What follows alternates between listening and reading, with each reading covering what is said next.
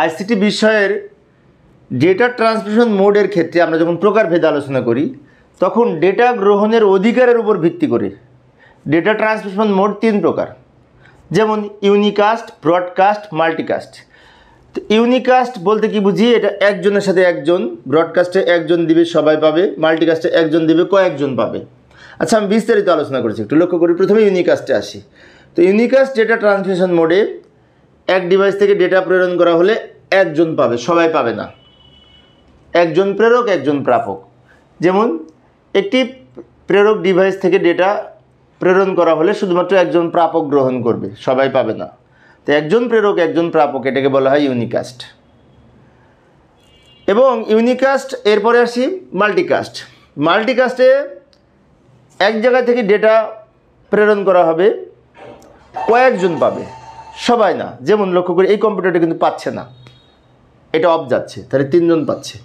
তাই বলা হয়েছে, এখানে সংজ্ঞাটা এইভাবে লিখতে পারি, একটি ডিভাইস থেকে ডেটা প্রেরণ করা হলে শুধুমাত্র একটি নির্দিষ্ট গ্রুপ পাবে বা কিছু সংখ্যক ডিভাইস পাবে, কয়েকজন পাবে, এই সিস্টেমটাকে মাল্টিকাস্ট বলে। যেমন মোবাইলের মাধ্যমে আমরা যখন গ্রুপ SMS পাঠাই, তারপরে ভিডিও কনফারেন্সিং করি, এগুলি কিন্তু সবার সাথে করি না। ভিডিও কনফারেন্সিং কয়েকজনের সাথে, গ্রুপ SMS সবাইকে দিই না, কয়েকজনকে দিই, তাই না? একটি নির্দিষ্ট গ্রুপকে দিই, তাহলে এগুলি হচ্ছে মাল্টিকাস্ট। তাই বলা হচ্ছে একটা ডিভাইস থেকে তথ্য প্রেরণ করা হবে, কয়েকজন পাবে, সবাই না, এই সিস্টেমটাকে মাল্টিকাস্ট বলে। এবার আছে ব্রডকাস্ট। তো ব্রডকাস্টটা হচ্ছে এক ডিভাইস থেকে প্রেরণ করবে, সবাই পাবে।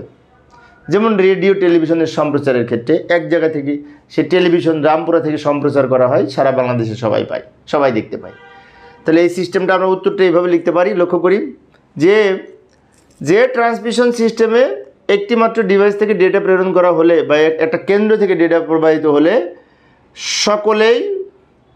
সকল ডিভাইস এই ডেটা পেয়ে থাকে, এই সিস্টেমকে বলা হয় ব্রডকাস্ট ট্রান্সমিশন মোড।